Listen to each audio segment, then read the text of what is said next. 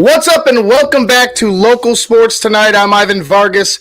Thank you for joining me. It has been quite a frustrating time in Chicago sports.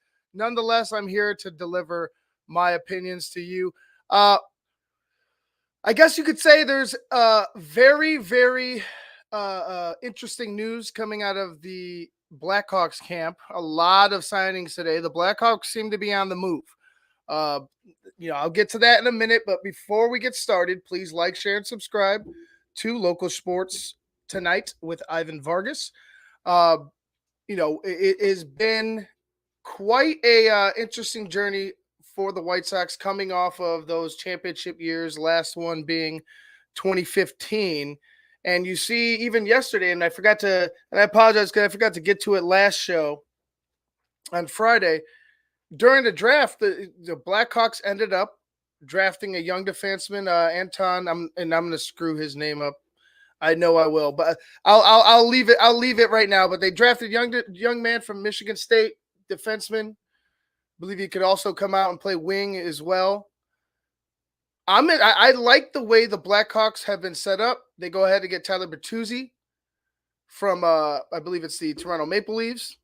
They go ahead and Reese bring back Teuvo Teravainen from one of those championship teams. Bring him back. They believe he traded him to Carolina, and now he's back, a familiar face, somebody who I'm sure coming back to this team wants to go ahead and bring them back to glory. Like I would imagine, he's a guy that's been in this organization, a guy that's helped out the Blackhawks, tremendously during their cup run in 15. It's very, very fun times, I would say, for the Hawks. You had, just having Bedard winning the Rookie of the Year, drafting a number 2 overall this year, now signing some quality players. It seems like the Blackhawks, above all, I would say above the Bulls, above the Cubs, above the Sox right now. I'll leave the Bears, I'll leave the Bears out of this because the Bears have been doing a lot. But the Blackhawks seem to be the team on the rise. They seem to be the only team in Chicago right now that has some balls and is going to really go for it. You got the Bulls in a flux. The White Sox are, what they are. The Cubs, God bless them. I hope they figure it out. But, coming from this Cubs fan, it doesn't look well. You have the Bears, like I said, Bears aside, you have some things going. You obviously have the Sky, but as far as like, the three bigs are the 4 big teams, right? There are 5 big teams, if you want to call it. Bulls, Cubs, Sox, Blackhawks, and the Bears. It seems to me, and like I said, I know the Bears are in there, but just leave the Bears out of this. Out of the other 4, the Hawks seem to be the only ones that care. The Hawks seem to be willing to go risk some money to go and bring something back, bring some type of substantial product on the ice back. Almost said field, but it's the ice, and I like it. I'm very happy that they're trying to do something right now, where it seems like they have a direction, whereas the Bulls, who knows? We could say the Cubs kind of have an idea. They'll tell you they have an idea, but I think that they're just kind of treading water right now, trying to regroup and figure things out. But the Blackhawks, man, they seem like they want to win right now. So the Hawks signed, like I said, they few big signings today. They also had a few other signings. Tyler Bertuzzi and Teuvo Teravainen.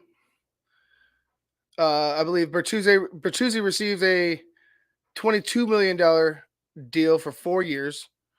Teravainen's agreement is worth 16.2 million over 3 seasons. So Tavo's here for a little bit. Bertuzzi's here for 4 years. These aren't, signing those two isn't a, hey, we're gonna sit back and try to develop guys. It seems like they're gonna go ahead and really try to bring some of these younger hockey players that they have up to speed quickly. You have guys that have been in playoff runs. You have guys that have won Stanley Cups. Now, you have a young superstar in the making in Connor Bedard, Rookie of the Year. Now you start bringing in some real talent, some veterans who are still in their prime, and are able to be that security for a young player like Connor Bedard, where he doesn't necessarily have to do everything. You know what I'm saying? It doesn't have to be all on him, even though he's fantastic. He's wonderful, but you need to look at it like as this. Can you put a lot on Connor Bedard's play? I'm sure you can, and I'm sure he will try to take as much as he possibly could, even in his second year. Kid seems like he loves hockey. But for me, don't give him that Jake Cutler treatment where you're not bringing in talent around him, where you're not protecting him, where you're not giving him the opportunity to be great. Right? Go the Bears route. Surround him with talent. Continue to pump. Go after the. To use a phrase, a Caps phrase, chasing greatness. Chase greatness with this hockey team. It's a new cast of characters. Chicago. For the fans that love the Cup run with Kane and Tays and Sharp and Keith and Seabrook and all those guys, right? This is you're on the cusp of something better. Or excuse me, you're on the cusp of something new. Not saying it's going to be better, but I would say let's embrace it a little bit, because I feel like the Blackhawks are in these next few years are going to once again be contenders, especially if they're able to bring in young talent such as Bertuzzi, such as Teravainen, bringing him back.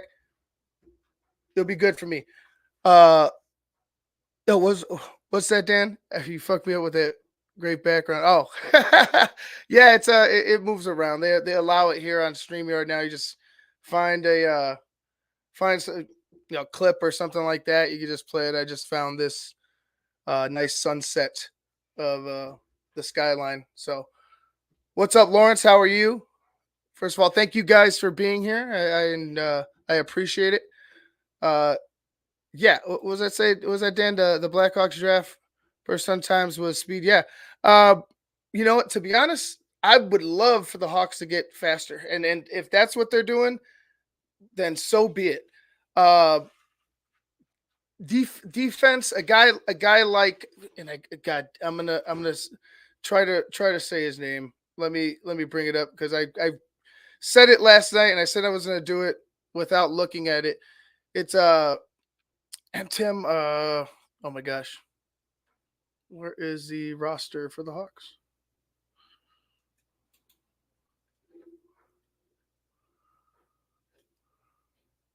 Let me bring that up real quick. Hold on, unless one of you guys has it.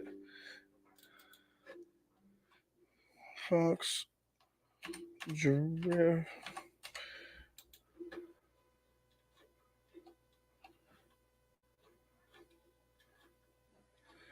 Honestly, I hope he's great, because I hope he's great so I could remember his name next time.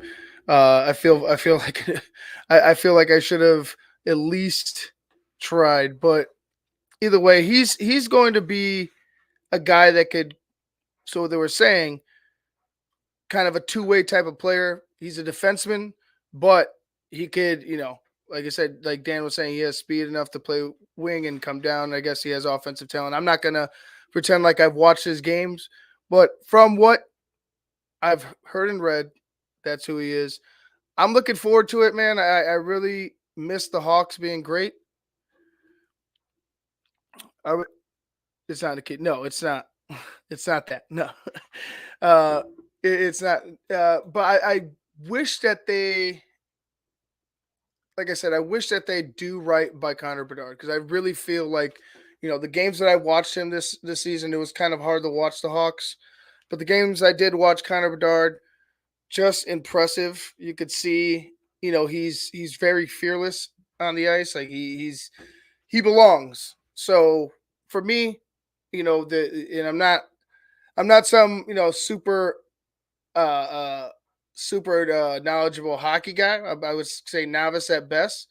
But from what I've seen, like this kid looks like the next coming of a Kane. The next coming of a whatever superstar you want a young superstar you want to name.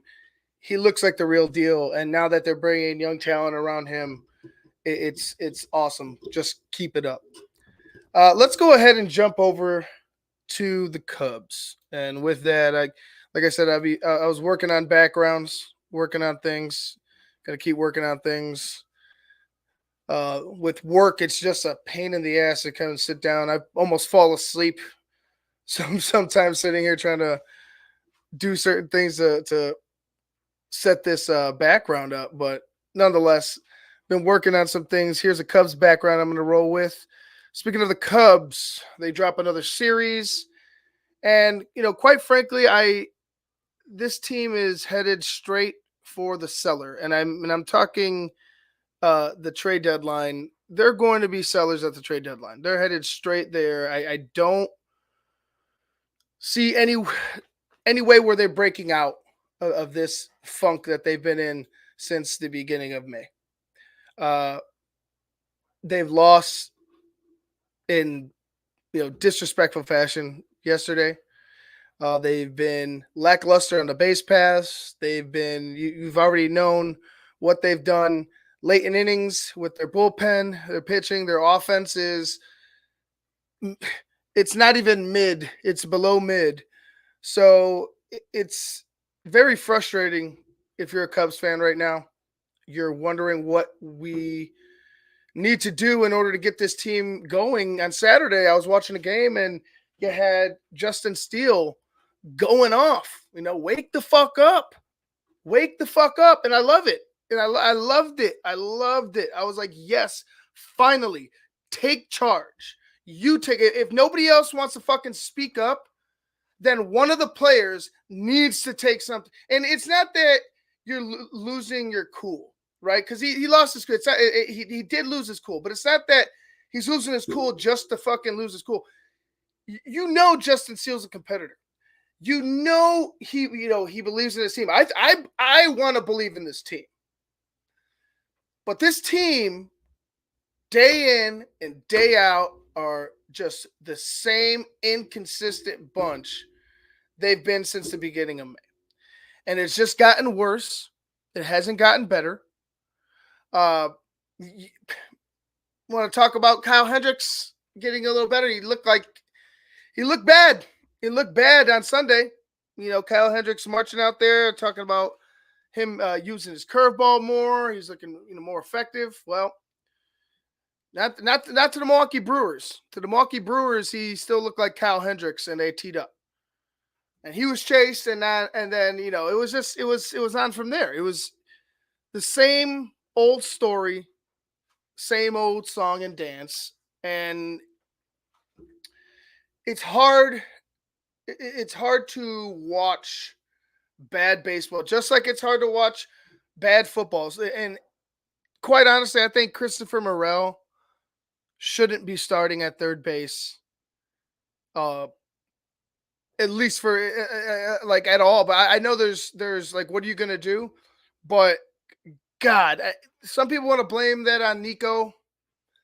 I don't think it was Nico. I think it was Christopher Morel. Like, why?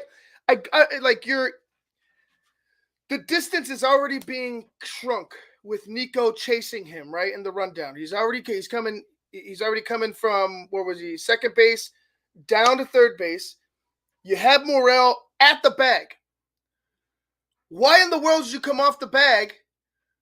Pretty much like make the area to that he had to throw pretty much none, and he threw it away. It was just a shit show all around.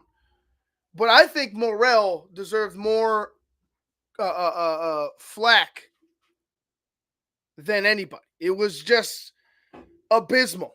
And then big inning ensues. Cubs did come back in that game, right? They came back and won, which is great. But it didn't happen until somebody had to fucking light a fire under their ass. And that somebody is Justin Steele. This guy over here.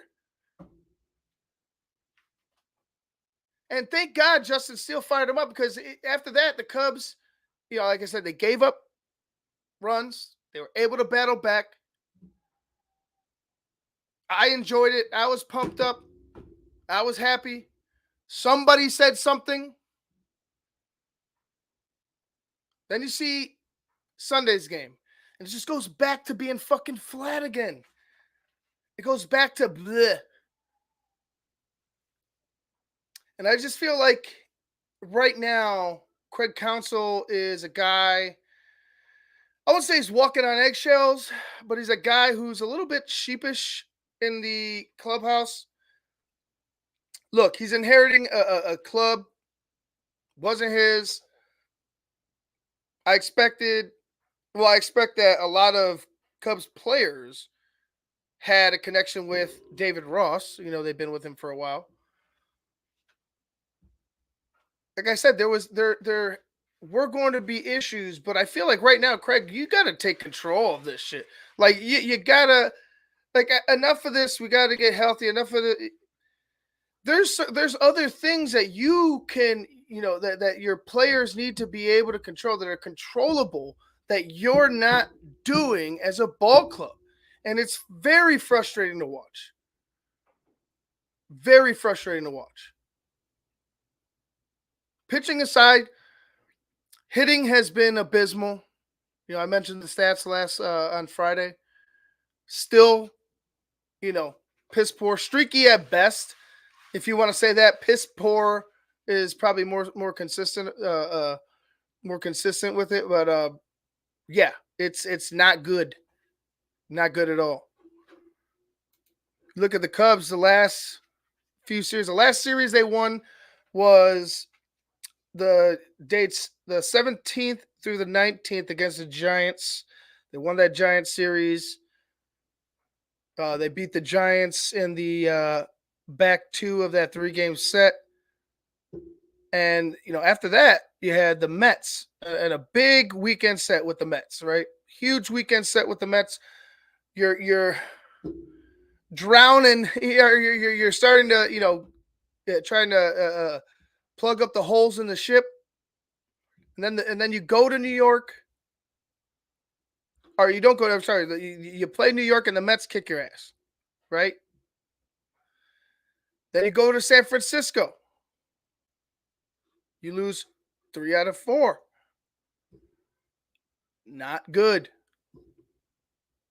Come back to Milwaukee. And this time it's like this, at this point, I'm almost like, this is like do or die situation. You're last in the division. Your whole team seems like they're in a downward spiral. You have Ibanaga, you have, some really good starts from Justin Steele. You're getting good, pitching, but at a certain point, when does the frustration sink in? When does that begin to, weigh heavy on some of these pitchers? Like the lack of run support, the lack of support out of the bullpen. You have a guy going out there throwing a gem. He gets pulled after 6.5 or 6 1/3, whatever it may be, and then he has to go sit there and watch. He's a guy out of the bullpen give up a lead that he just worked his ass off, probably to even maintain, or was just filthy. It's hard to be optimistic when this has been the same week in, week out, day in, day out. They're the same ball club. It doesn't seem like anything's going to change. Hopefully, they start bringing up young guys, Canario, or whoever, Matt Shaw, Owen Casey. Start bringing up the younger guys. I know they keep talking about getting healthy. Even when you weren't healthy, the hitting was really the thing that was keeping you in it in April. We already saw that from the first series, and you're gonna tell me Azalea is gonna he's was he been hurt the whole year? No, he's been just bad the whole year. Maybe he got hurt, and that's shit happens, but it's not like he's been hurt since April. It's not that like he's been on the injured list all season long. It's just been bad, and it's been bad from the jump. But after April, then that's when the bats started cooling off. Maybe Seiya missing some time, maybe had something to do with it, but I don't think your entire lineup being, subpar can be, pointed or can be blamed on one guy being out of the lineup. I just don't think that's the case. Somebody needs to step up. Cody Bellinger's been an MVP. He's out there not knowing what out it is. It's just very frustrating. Very frustrating to watch. We do have, Shota Imanaga, what I imagine would be an all-star. He's been great.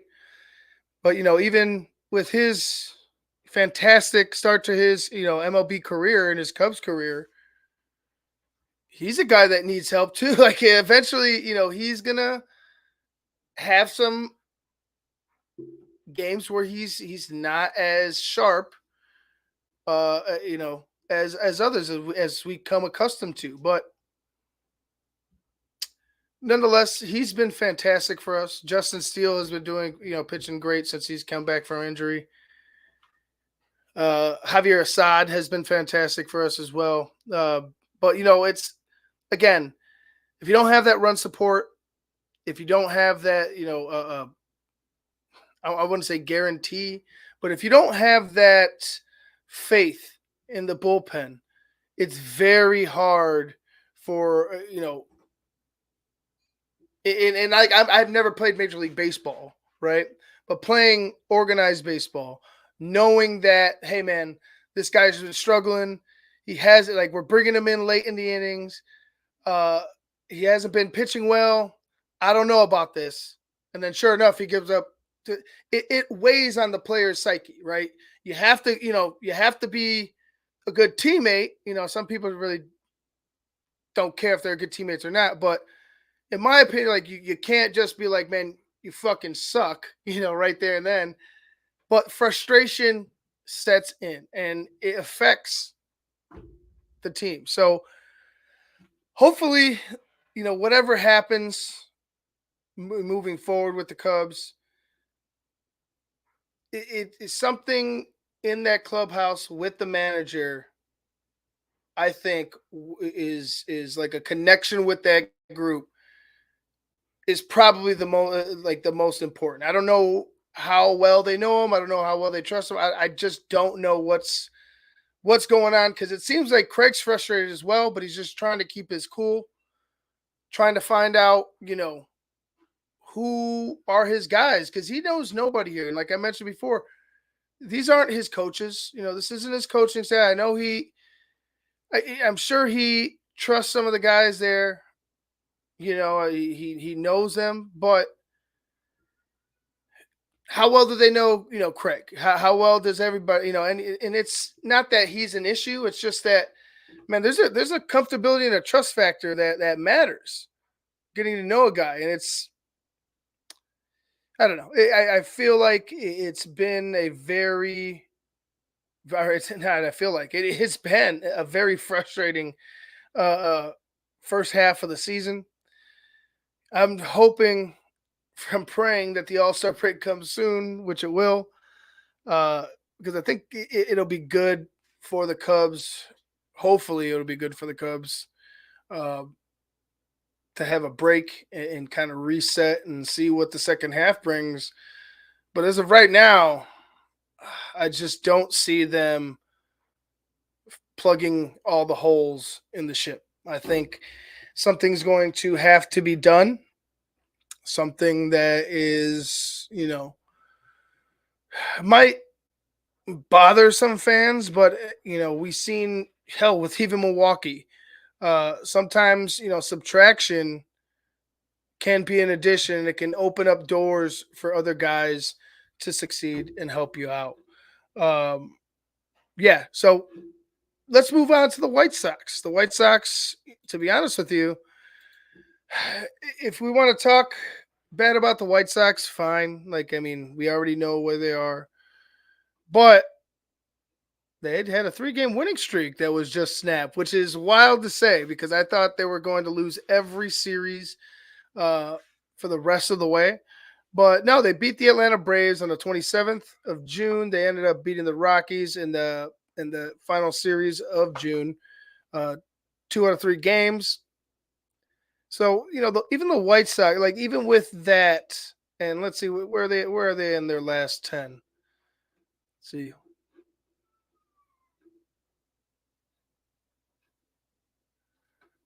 they're 4-7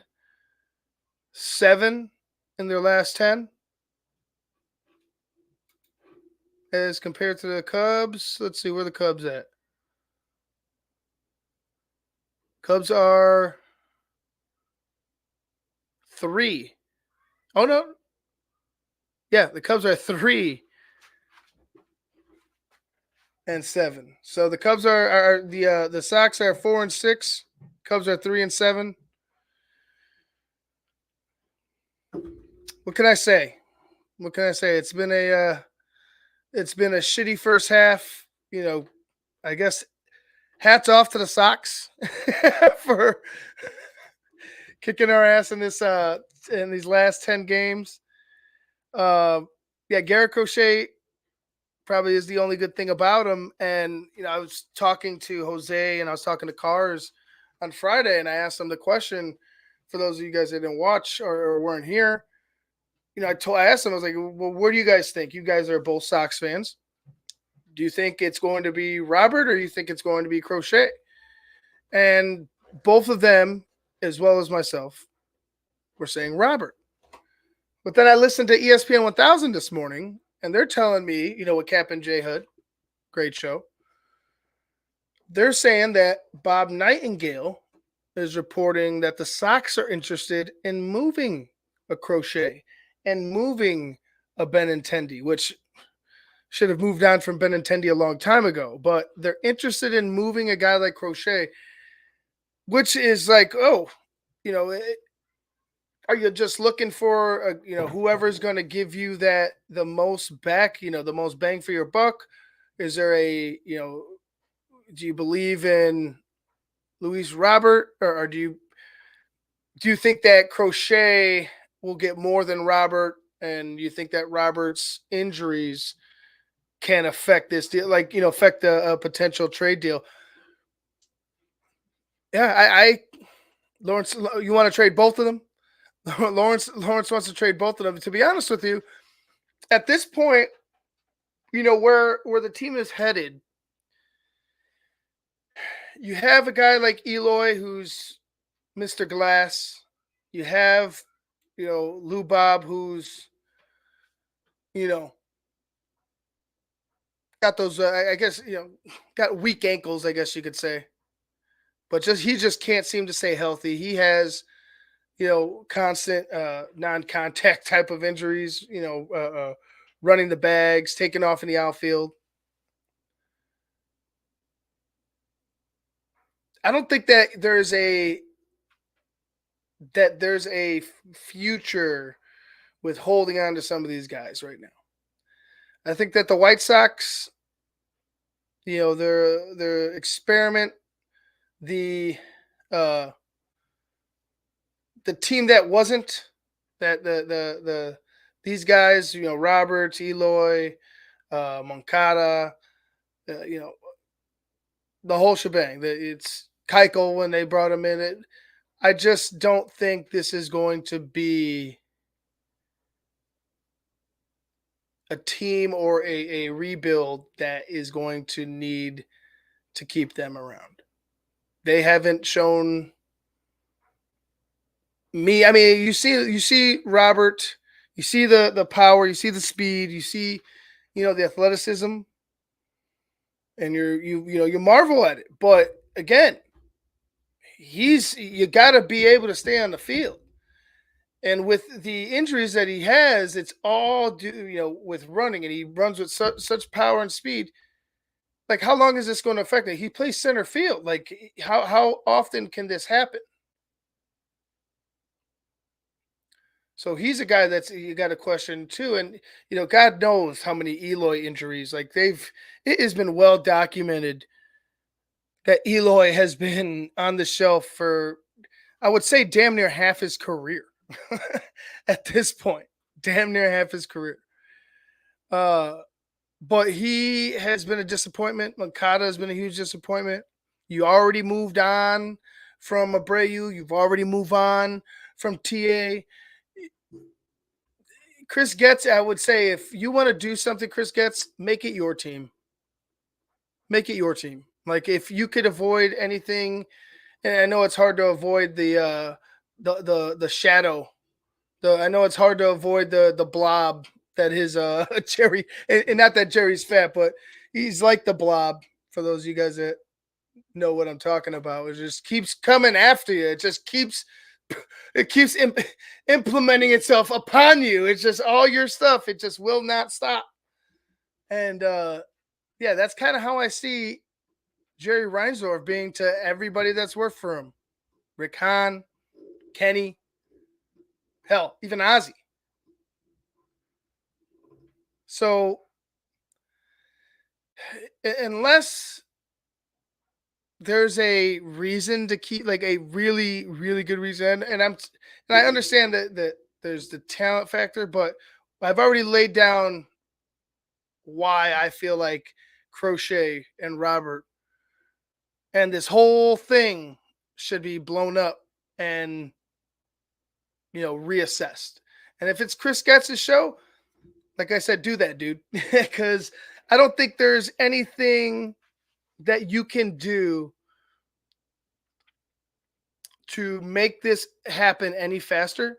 I think you're just gonna have to bite the bullet and focus on a reset of the farm system, man. Just focus on trying to rebuild what you had. And this time, don't fucking spoil it by bringing in, a half drunk manager. And with all the respect in the world to what Tony La Russa was, what Tony La Russa was not when he got, when he pretty much got handed the job. That's why I feel like this team had issue. Like, even though they won, was it 93 games? They won a lot of games with La Russa that first year, but they were riding high from a playoff run. That I still don't understand why the A's beat that team. I just don't understand. But they were coming high off a playoff run, and we expected them to win a lot of games. Guys are playing well. I expected this team to be here forever, at least for their careers, right? But now looking at it and being an honest, and I am a Cubs fan, but being an honest sports fan, a baseball fan, I think it would be better to just rip the Band-Aid right off and move forward than to try to hold on to something that wasn't. So yeah, if Crochet has a market that's going to get you, some quality players, go ahead and pull the trigger. If Robert has it, pull the trigger. If they, if there's a package deal somewhere, maybe you could find the big the big fish, the big deal. But nonetheless, I think it's time to move forward from this team, or from these certain group of players. See what Shane says. Crochet will end up with the Dodgers. They need pitching, and they have the prospects to deal. To be honest with you, Shane, that makes a lot of sense. Like, trading with the Dodgers makes a lot of sense. Everybody's like, "Oh no, we can't trade with the Dodgers. They're gonna, you know, it's gonna make them better. Like, they're gonna win the World Series." Well, I mean, they're spending the money to try to win the World Series. I mean, they got a shit ton of money. They could just do whatever they want with it. Literally. So, like, they could go ahead and sign whoever the fuck they want, and it kind of won't affect them in a sense. But they do have the talent in their farm system that can help you out. We got the Cubs got a guy like Michael Bush. I really like what Michael Bush has shown. Like, there has been, there's been peaks and valleys. He's a young player, but I really like what he's shown. He could play second. He's playing first right now, and he's doing an admirable job. It's you saw some growing pains in the beginning months, but as far as a glove man at first base, he's beginning to really feel the position, I feel like. So, nonetheless, going back to the Dodgers and the prospects, it just makes sense. Like, hey, what do you got? We have a guy that, is topping off at 103. He's been fantastic this year for us. What are we gonna do? Hold him ransom, or just hold on to him and continue to finish at the bottom of the league for the next 3 years? No, it doesn't make sense. It doesn't make sense. So I would say, if you have and if they really want Crochet, and they really want to win this World Series, I would say you could ask for everything. Okay, you could ask for a lot of prospects, a lot of, whatever. Hell, I don't think we could trade draft picks in the MLB, but you could get a lot of young talent that could potentially help you out. And I know, potential could get you fired, but in Major League Baseball, having a lot of young talent is a huge necessity, especially for a rebuilding team, and that's what I believe the Sox are going to be. Yeah, Dodgers ain't winning anything if they don't improve their pitching. Yeah, that's exactly it. Like, they're a team that I would say, and Shane, like Shane just said, should be a team that White Sox fans zero in on as a potential partner, due to the fact that, everything I said, they're young talent in their farm system. They got the means to do it, and honestly, it won't hurt you in the AL whatsoever. So you won't get unless it's an interleague game, you won't get to see Garrett Crochet, fuck you up in the division or anywhere else. So I would say it's a good landing spot for the Whites, or a good trade partner for the White Sox. What Lauren said, we can't even rebuild because we won't get the first pick. Yeah, it is what it is, man. But I think it's dude. How many first round draft picks are really in Major League Baseball? Bona fide. Like, there's a lot more than. Well, maybe it's not a lot more, but maybe it's about close. But it's quite a few of them have not been all-star Major League players, right? So there's, Mike Trout was drafted, what, 20 something, 24, 23. He was drafted at the bottom of the draft. Like, there's guys that have fallen through the cracks and have gotten drafted. There's guys that haven't gotten drafted. Baseball has, just so many avenues to reach its pinnacle. it's really, it's up to the talent. Like if you can develop your talent, you can have the size, you can have the speed, in high school. But if you're not able to develop and grow, it's you're not gonna be able to find success. And it's hard, especially with the stories from minor league baseball where these guys are making peanuts. I mean, unless you sign like a multi-million-dollar deal, these guys are making peanuts on the road. It's tough, but nonetheless, let's move forward. Let's talk Chicago Bulls. And sorry, the Bulls will be the next background I do. So we're gonna go back to the city cut. Let's talk Bulls. Chicago Bulls just gave Pat Williams $90 million over 4 years, or excuse me, over 5 years. And my question is, when is Pat Williams' development going to reach its climax? Like, when are we going to see the finished product of the Pat Williams development project? Is this $90 million going to put him over the top, or we start seeing a superstar? Will the elimination of the I want to call him a big three. Well, the movement of Zach, Vooch, and DeMar free up Pat Will? Will him and Kobe find some type of 1-2 type of dynamic? I'm not sure. I'm not sure, and it's just from what I've seen Pat Will do since he's been a Bull. Right, the first year, okay, you're a young man getting drafted. Second year, you want to see a little bit more. The third year, it's like, all right, come on, man. Like, what are we doing? What are we doing here? You have Billy Donovan here. You have, it was Karnisovas's pick. I was loving the pick because I'm like, yeah, okay, we have these guys that I thought were going to bring in people to develop players quickly. And if you're going to show me you're going to tell me about the talent of Pat Williams. Yeah, I believe in the talent of Pat Williams. Is the talent of Pat Williams, like complete? Is he a complete player? No, sir, by any means.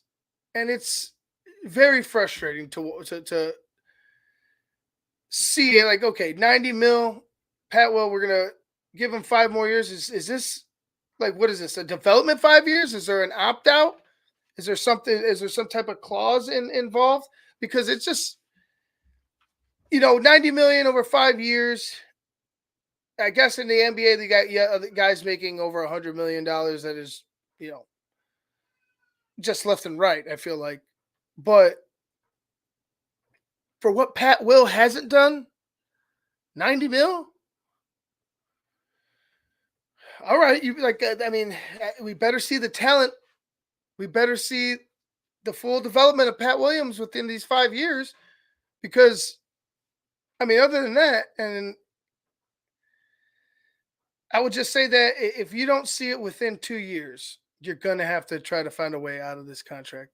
You're going to have to try to find a way to separate yourself from Pat Williams. So I haven't seen the entire contract. I'd have to see the entire contract. Maybe there's opt-outs. I don't know. Maybe there's incentives.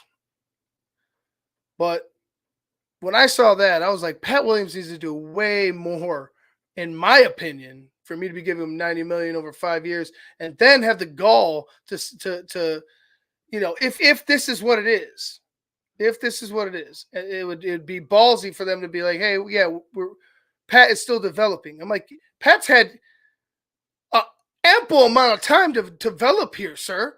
Like, I'm not seeing the development that I want to see out of Pat Williams. Pat Williams still plays scared. I still don't trust Pat Williams hitting an outside jumper. There's things in Pat Williams' game that are lacking, and it's clear as day. But he was their guy. He was their guy. If you remember, He was their guy, and I don't think they're. I think for a tourist, it's hard to let go of his first pick, right? It's hard to let go of that. You want it to work. I want it to work. I was hyped on Pat Will. I thought he was going to come in, need a couple years to develop, get used to the game, but the lack of aggressiveness, attitude, like I said, I'm iffy on his jump shot from the outside. It's just very frustrating. Then you read $90 million, and then you read about all the issues that this team had. Zach being who Zach is.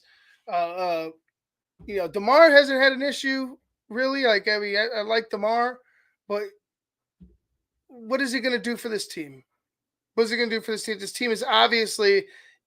I wouldn't call it a rebuild, but I would say it's I guess you'd call it a mini rebuild or something like that, like a retooling, if you will. You're getting guys like Giddy, getting a little bit younger, trying to reset the clock on everything and try to figure things out on the fly. You got to, Vooch, DeMar, and Lavine got to go first and foremost. But after that, Pat Will, this is a big year. These next couple years are big because if you don't see major steps from Pat Williams, it's time to start thinking what we're doing with him as a player and where you're failing at and potentially where you can send him. Because I don't want to 5 years, 90 million. I think that the years are more troublesome than the dollar amount. It's like 5 more years. Like if he was, a superstar, 5 more years, I'd be like, oh fuck yeah, 5 more years. 5 more years. Like I'd be cheering for Pat Will. But for the lack of progression in the with his game, I don't understand it. I don't get it. Is it desperation? Maybe. Maybe it is. Like I mentioned before, it's their first pick. They want to make sure that this works. They don't want to be wrong. I hope I'm wrong. Like I said, I want the Bull. This Bulls fan base really has just had their face stepped on year in and year out, right? Uh, we already know the owner. We already know some of the things that have happened. Derrick Rose, if you're out there, we still love you. All those guys, Lou, Joe, those guys. But those guys, that team in particular, I'm not talking about. But after that, how they handled D Rose, how they handled Jimmy, even up to now, how they handled marketing, fucking Boylan coming in as the coach. God. Ugh. What dark times. So excuse me if I'm like a little frustrated and I would say lacking faith. But what have the Chicago Bulls shown any of us in the city of Chicago to make us believe that this team's going to put together a solid young nucleus that's going to progress together when we haven't seen development already, right? And it's been quite some time since they've been, since Eversley and Tourist and Mark Eversley have been in the front office. When is go time? I thought it was go time with Lavine. You saw how that kind of crumbled. We're over here trying to win, in season fucking tournaments and shit. Like, when is it going to boil over? Because I know Bulls fans, and I'm diehard Bulls fans, young and old, are fed up with this crap, and they want a winner. They want a winner on the West Side. They want the Bulls to be back, and it's That's why I said, the Blackhawks showing me that they are in it to fucking win it. Like they're ready to start moving forward. They got a young talent. They've some might say they gotten lucky, but they haven't been really good. So they've gotten young talent. The Bulls can, for the love of God, be able to develop their young talent.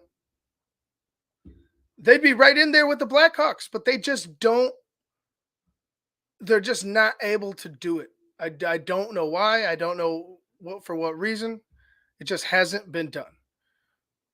And then you see, like I said, you see guys like Markkanen leave and have success somewhere else. Develop elsewhere. Just very frustrating. Very frustrating to be a Bulls fan. Let's go ahead and jump over. Talk a little WNBA before we get to the Bears.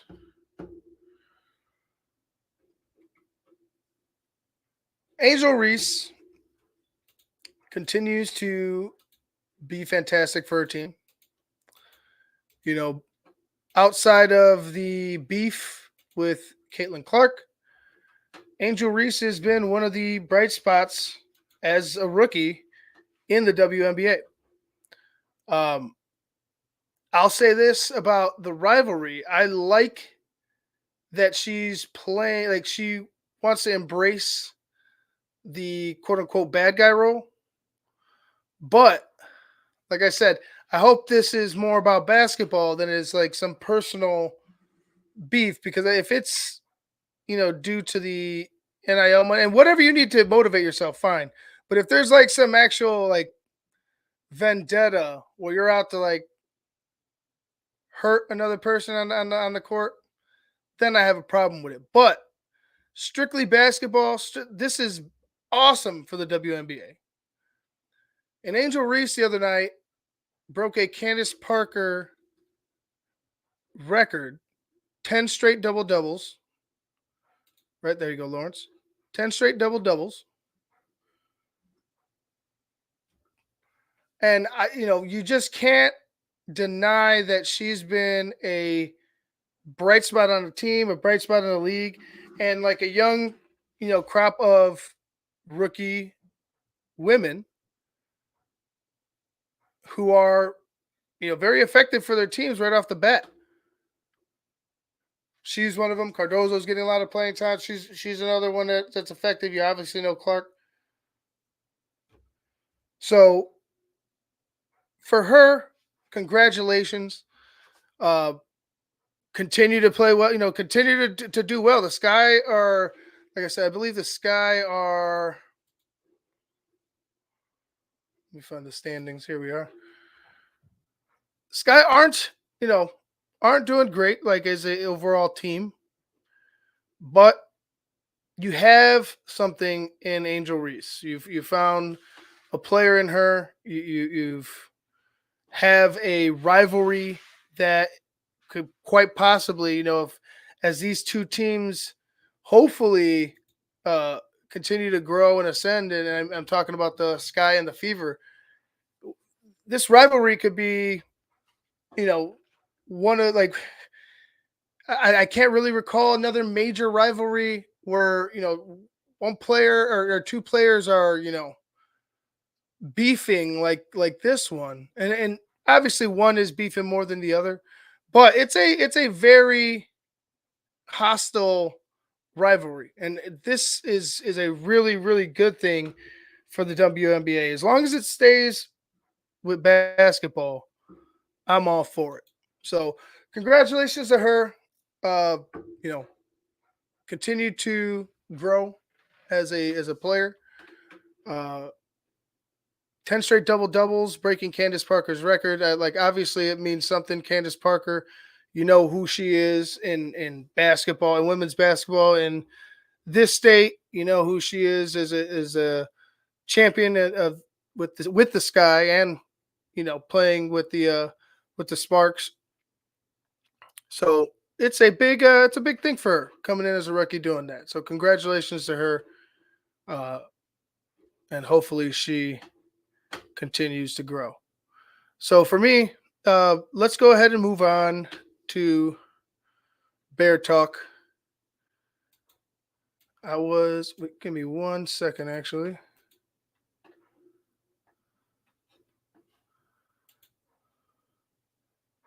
So Bears will be in training camp this month. I'm pulling up the tickets or the date that they're going to be going on sale. I believe it's the 7th, if I'm not mistaken. Maybe it's the 7th or the 9th. I believe it might be the 9th. Let me look this up. Bears training camp tickets.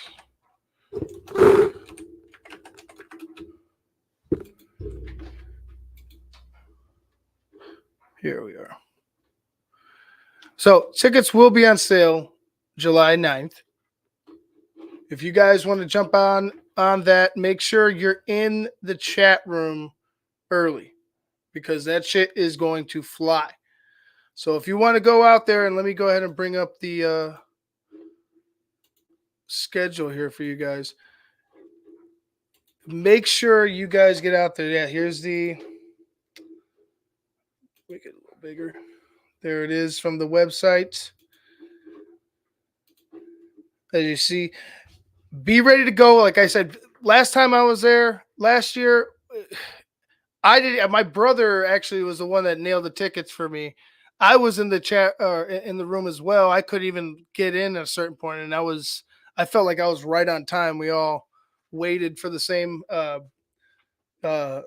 for when it unlocked, and just nothing. I got nothing. So be ready to go. They do fly. So be ready to go if you want to grab your tickets. So anyway, going and talking about Bears. Looking forward to this training camp. Obviously, Caleb Williams is the main attraction. But I'm also looking for other things, like looking for the progression with the offensive line. Looking to see how the new offensive linemen are gelling together. Yeah, it's training camp. Yeah, you're not only going to see certain things, but you like to see aggressiveness. Sometimes you'd like to see a little fighting. You'd like to see a little edge on a team, right? And I'm trying to look for that. Hopefully, they have a great turnout again. I'm sure it's probably going to be the biggest turnout they've ever had. Hopefully, they let in a little bit more because I feel like if they were able to, and for those who have been there, if they were able to kind of clear out some of that, and I don't know. Actually, I don't know if it's their land. Right behind the bleachers, if you're going to the fields by Hallis Hall, there's a bunch of vegetation. Just like regular old, just nature. And I feel like if you could clear that out a bit, maybe you can add, a few more fans, a few more seats, make it a little more comfortable for people. People can walk around, stuff like that. Because sometimes it really gets cramped in there. Like I feel like I'm walking, the walk isn't as bad, but then like when you're getting into your, the bleachers and such, it's just like, it's like, man, we're really packed in here. And then, obviously it's hot as shit. So I would like just a little more space. You could add, bathrooms. You could add, a water fountain if you have it, or another beverage station. I just feel like the Bears do very little when it comes to the training camp. I feel like training camp for the Bears can be such an event that they just don't. I mean, it's like I said, it's cool. Like they have certain things that the radio station will come out there sometimes, but it's like, Even the last couple of years, like I've kind of seen all this shit. Like you guys kind of have done the same shit. Like, what's new?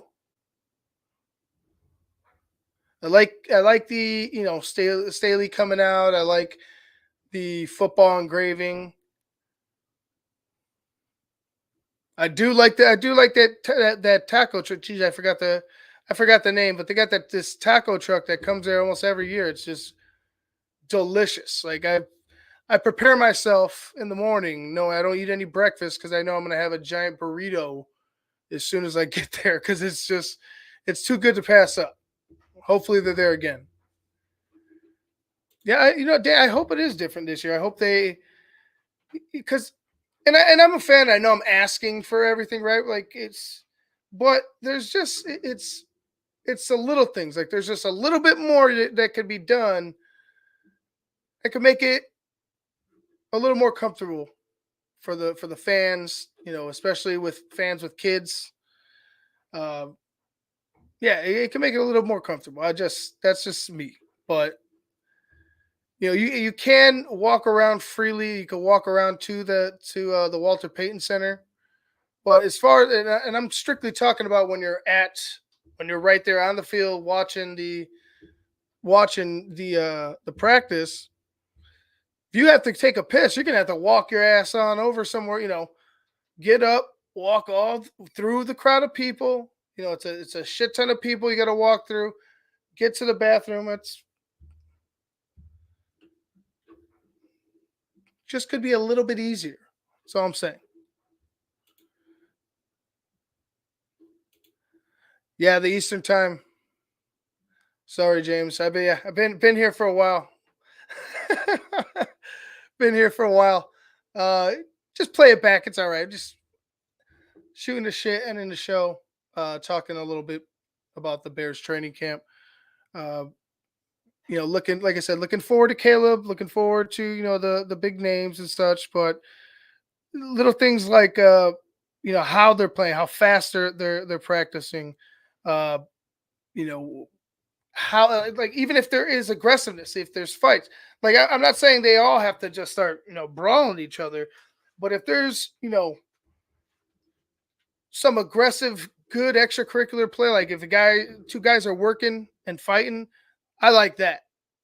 I like that. If you got a D lineman and an offensive lineman that are going at it, and I'm not talking about like and I mean I really like one and two going at it, the whistle's blown, they're still going at it, one goes down or whatever, I'm okay with it. As long as it's not like, hey, we're just, you know, we're fighting because we fucking suck. If it's we're fighting because we're playing aggressively or we're practicing aggressively, awesome. And of course, like I said, of course, Caleb. I mean, what can we do? I obviously want to see him in Bears orange and blue. My I'm more eager to see him in the Hall of Fame game. I'm more eager to see him playing against some live competition outside of his team, right? And I hope his team is challenging him too, which I'm sure they are. But I want to see him in game action, how he handles the huddle. I want to see how he uh, uh, has adjusted to the playbook. I want to see, even Waldron. I want to see how Waldron's offense is run under Caleb Williams. It's very, very, you know, it's a very, very anxious time for me because I'm like, we're almost there. Like we're almost there. Like I said, it's a dead period with Chicago football right now until training camp starts. That's pretty much why I've put a pause on another Bear show on the Tape Never Lies, and it's one of the more frustrating periods I can remember because I'm so eager, just like I'm sure you guys are, to see what we have now. We saw what happened with Justin. We saw the Nagy debacle. We've seen it fucking all, right? As Chicago Bears fans, we've seen it fucking all. I want to see it with somebody who has some competence leading the offense. And you know, here goes nothing. I guess on the season, like let's get this fucking thing going. Like I'm tired of waiting for it. Our training camp will be the first taste, but like I said, for me, I rather it be the Hall of Fame game that's being played that first training camp day. But nonetheless, I'm very excited to see Caleb Williams. Um, I actually would want to see what DeAndre Swift is going to be utilized as. Like, obviously, you don't sign him to that deal if he's not going to be the lead back, but just how they're going to utilize DeAndre. Is he going to be, is he going to be a three down back? Are they going to mix it in series to series? Is he going to, is there going to be a passing package that he splits time? What's going to happen there at running back is something that's very interesting to me as well. So I'll be looking at the running back situation. I've mentioned, offensive line, got a bunch of new faces here. They're still, might bring in people. There's talk about bringing in other guys. So we'll see what's going on. James, I hope he looks like Marshall Faulk. Marshall Faulk, I'll tell you this. Marshall Faulk was one of the best and I'm sure I don't have to tell you guys, but Marshall Faulk was just dynamic. Like, Marshall Faulk could do it fucking all. He could run you over. He could juke you out of the shoes. He could catch passes out of the backfield, take it fucking 60 yards. Marshall Faulk was amazing. Like, he was one of the great running backs in NFL history, period. So if he could look anything like fucking Marshall Faulk, James, I would be excited. I would be ecstatic if suddenly DeAndre Swift was Marshall Faulk in this offense. That'd be amazing. We'll see. We'll see what they do. We'll see what they do. Again, I'm eager to see this Bears team. I'm just more eager to see them at that Hall of Fame game than I am during any point in training camp. Just get me to the games, baby. Get me to the games. All right, guys, I'm going to wrap things up here. Keep it an hour show tonight. Feeling a little tired. Got to wake up for work. It was a hot one. Well, it wasn't really a hot one today, but I work outside, so the sun kind of wears you down. Those of you guys that work outside know what I'm talking about. But nonetheless, I appreciate you guys for joining me. Be here tomorrow night. Cubs play the Phillies, so I'll be watching that. Hopefully we get a win.